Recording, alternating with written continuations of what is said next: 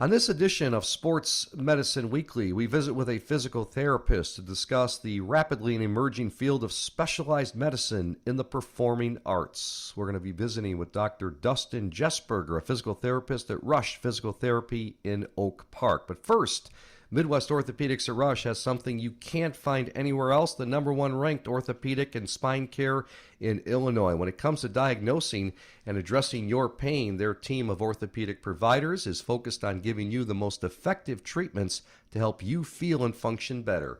And with access to their orthopedic and spine experts conveniently located in 6 Chicagoland area locations, it's easier than ever to get you back to leading a full active life. Visit rushortho.com to learn more and also to find a specialist. This episode also brought to you in part by Karen Malkin's new Protein Brownie Bar and Superfood Bars. Best tasting bars on the market, certified gluten-free, paleo, and no added sugar. Karen's Protein Brownie Bars and Superfood Bars available on Amazon and at KarenMalkin.com. I'm Steve Cashel, joined by our producer, Alex Soroka, and our guest, Dr. Dustin Jesberger. As a former professional entertainer, he has inside knowledge of all things show business related. He has an extensive background in performing arts medicine and has served as the physical therapist for numerous Broadway in Chicago productions, Ballet Chicago, Blue Man Group Chicago, and numerous touring and regional professional theater productions. So, Dustin, thanks so much for joining us. This is something new for us, a great topic because we haven't discussed it on Sports Medicine Weekly in the past. So tell us and start with, what is performing arts medicine?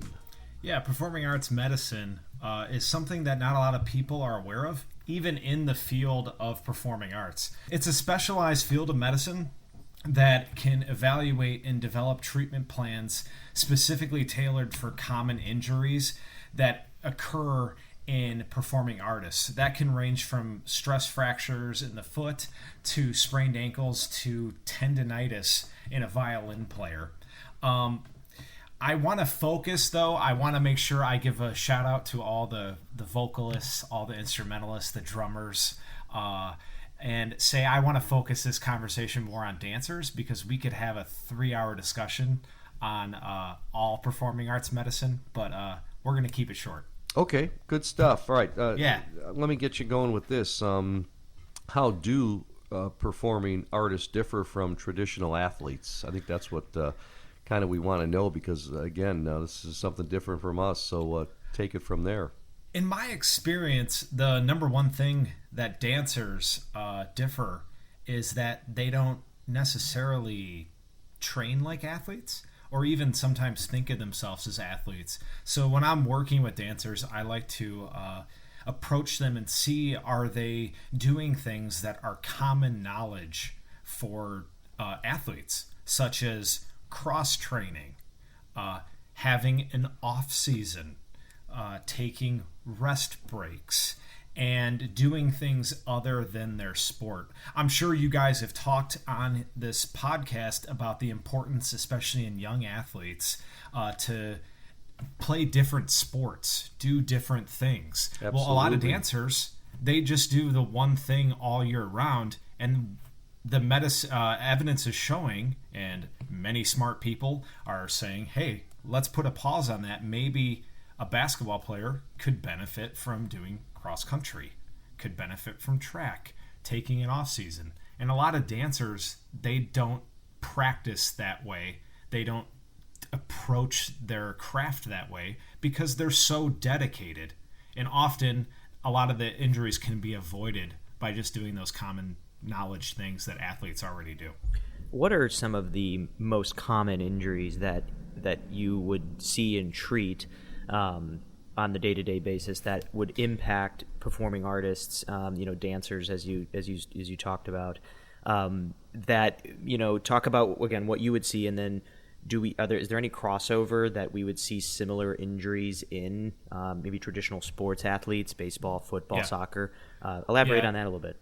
Sure thing. One of the first ones, any athlete that's sprinting is prone to having a hamstring injury, and just about every dancer that I see has a history of some type of hamstring injury, either from doing the splits, doing a kick line. I'm sure you guys are familiar with the Rockettes having to kick their legs up that many times. Over time, that can develop into a likely spot for injury. I was recently dealing with a plantar fasciitis on my own. I think I just self-diagnosed it. But do we see a lot of common, foot and ankle injuries or calf injuries just due to the amount of time spent on their feet for these dancers? Yes. A lot of them are training so frequently and for so long as just part of their training, not even in performance. So they can commonly develop Achilles tendonitis, plantar fasciitis. All of those itises that you guys are becoming more familiar with are very common also in performers. Let's be honest. I mean, Dr. Jesberger here, the feet get beat up, right? I mean, remember, I'm comparing it to basketball, Michael Jordan, and these guys, their feet just looked horrible after a number of games to begin the season. It's almost like your feet have to get in shape, but they get beat up in those shoes. But I mean, I'm thinking dancers, even the little, the bunions and little things that, the calluses, the warts or whatever, whatever you get on your feet that just, I mean, I would think that's extensive, right? One of the things that I'll have patients, our average Joe patients come in and they'll always apologize when I look at their feet, and they'll be like, sorry if they're, smelly or they look bad. And I tell them every time, you have no idea what I have seen backstage. I've seen missing toenails. I've seen broken toes. I've seen all those things that you've seen with athletes where their feet are just mangled. And how do they recover? I mean, let's say, these people are doing a Broadway show or some performing arts show, mm-hmm. and you get these dancers and you take it for granted. Let's face it, they should be there every night. Mm-hmm. Let's face it, the audience never thinks about them getting injured. It's common for athletes to get injured, but I'm not thinking about Rockettes ever pulling a hamstring or an Achilles or getting beat up feet, right? But this is pretty common and something that people probably don't think about, right? Not only that, Steve, but a lot of them, it's kind of the culture to push through their injuries.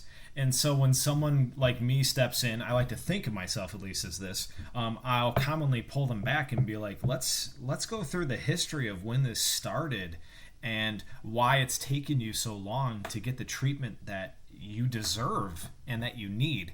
And there's financial problems, there's like I said, culture, and then there's just a lack of knowledge that people can help them.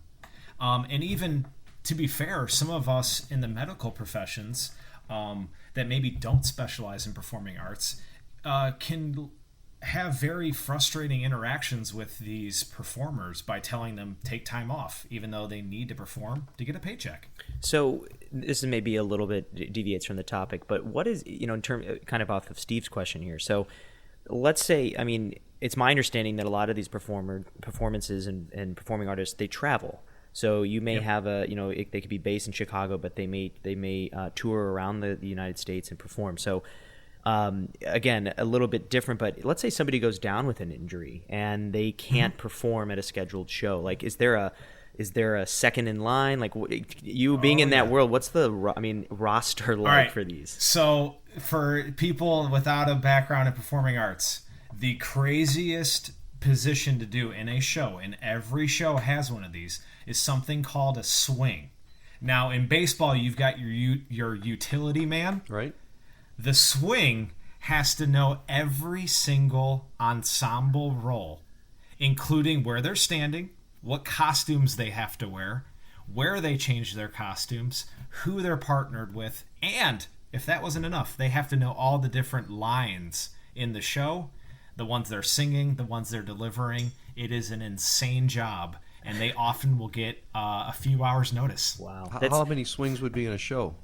About 2. Jeez. Wow. So you'll have 2 female and 2 male swings. So speaking of male and female, what is the breakdown typically? Are there statistics in terms of representation by gender in the performing arts? And I'm curious, do we see more? Are females more prone to injury, or males? What's that like? Yeah, so definitely in ballet, it's much more common. It's also, there are more females, of course, but it's also more common for them to get injured because they're not doing proper things like eating properly, because there's a lot of pressure to look a certain way. So a lot of the injuries I have seen can be tied back to lack of proper nutrition, and also the culture of the male dancers being more prone to just doing the things like weightlifting and doing the other forms of training. I need to take a quick time out. When we come back, I want to ask Dr. Jesberger the number one piece of advice you provide an injured dancer, and how do dancers respond to a suggestion of taking time off. But first, JRF Ortho partners with orthopedic surgeons to improve the quality of life of patients by enabling them to have an active life through the generous gift of cartilage and ligament transplantation. Please go to jrfortho.org to learn more. Sign up to be a tissue donor at donatelife.net. And Vericel develops, manufactures, and markets autologous cell-based therapies for patients with serious diseases and conditions. For more information about their products, visit vcel.com. I'm Steve Cashel with Alex Soroka, our producer and part-time host, visiting with Dr. Dustin Jesberger. He is a physical therapist from Rush Physical Therapy. And so, Dustin, what is the number one piece of advice you provide an injured dancer? They don't want to hear it, right? Take time off. Yep. All right, so how do they respond to a suggestion of taking time off? No. Yeah, not gonna do it, right? I mean, that's the most common response. I can't. I don't want to. I'll have to ask this person, that next person for permission, even though they're injured. And it's my most common piece of advice. You probably need to take some time off. It's interesting. We spent obviously a lot of conversations with Dr. Brian Cole and his role as a head team physician for the Chicago Bulls. He has a significant influence, I believe, on communicating to the front office about the status of an injured athlete, their rehabilitation, et cetera, and getting them back on the court. So, what is that like? Speak a little bit more about your role, and if the the ballet dancer comes to you and they're like, no, I'm not taking this time off, this is important to me. Is there a hierarchy? Who do you communicate with on a daily basis that's maybe in charge of the performance? Yeah, I wanted to ask, is there a medical staff on top of what you're doing? Yeah, so most companies have now seen the value, both financially and personally, to deliver a better employee experience of hiring someone like myself and a team doctor who monitors what's going on in terms of the more serious injuries. There'll also be athletic trainers often involved to treat on-site injuries that occur, your minor aches and pains. Usually my role is to treat the chronic injuries, and then for anything that's not responding, we'll send them to the team doctor. Now, will you travel? Will you travel with them? Oh, there's PTs. That's all they do. Okay. I'm a Chicago-based guy, so I stay here and see the tours that go through the town. Got it. To wrap it up, Dr. Jesberger, what are the takeaways? What can you do for yourself to self-manage and prevent injury if you're a performing artist? Yeah, if you've got pain, I want every dancer, if you are listening, thank you for listening, but I want them to hear this one thing, and that is, if something's wrong, it doesn't feel right, don't feel like you have to hide it, and then, please, if it feels tight, it probably isn't, so stop stretching it, because you're just going to make it worse. Go see a professional, and we'll help you get back on stage. Wait, I don't want to just follow up on that point. So you said if it feels tight, when I have when I have a tight calf, I'm hanging my foot off the stairs. I'm stretching it constantly, but maybe this has been a problem for myself because I stretch, I feel better, but then it almost seems as if I tighten up quicker, and then day after day I'm tighter and tighter. Go into that. I want to know more here, Alex. All right, so now you're a dancer. I'm going to assume, Alex, that you're not the most flexible guy on the planet. That is a proper assumption, yes. Excellent. So these dancers, they can do the splits when they wake up out of bed. Okay. That's how easily they can do it. So chances are their muscles are already really, really stretchy. And if you take an injured muscle, it's just like a rubber band that's been stretched too far. If you keep stretching that band, it's going to break. Please come see someone like me, and I can teach you how to make that band a little bit stronger. Got it. Interesting. Good stuff. And when final question I've got is when to see a medical professional for these performing artists? Sharp stabbing pain, numbness, tingling. Okay. It just doesn't feel right. If you hear a pop, or if you've taken a week off and it hasn't gotten any better. Good stuff. Dr. Thank you, Dustin guys. Jesberger. Anyone ever call you Justin Jesberger? I have a mug at work that says Dustin Jesberger on it so that people quit calling me Justin Jesberger. They both work, you know that? They both fit. Yeah, I know. Yeah. They do. Great stuff. Dustin, we really appreciate it. And if people want to reach you, give us the best way, because this is something out there that's a little bit different, and they don't find many people like you. So how can people get a hold of you guys? Call me at 708-934-7062, or shoot me an email at djesberger@rushpt.com. And you're the assistant clinic manager. Oh my God. Park. My center manager is going to laugh that you just threw in the assistant part. Okay. That's why I put it in there. She's going to think it's hilarious. Yeah, that's my role there for the time being until I become the full-time center manager. All right, and you're at Rush PT. Yep, Oak Park. Great stuff. Hey, thanks, guys. Really appreciate it. Very entertaining. Yeah, it's been my pleasure. You really add to what we're doing here on our Sports Medicine Weekly podcast, so we thank you for that. Yep. Take care, guys. Thanks, Thank Dustin. you. That's Dr. Dustin Jesberger, Rush PT. Hey, folks, warm weather is here. Time to get outside, enjoy your favorite activities, spend precious time with family and friends. Aches, pains, or an injury should not be part of the memories you're making. The therapists at Rush Physical Therapy are here for you with more than 60 locations throughout greater Chicagoland. Rush's clinical experts will get you back to life. Go to rushpt.com today to schedule an appointment. Not sure if physical therapy is right for you? Request a complimentary consultation.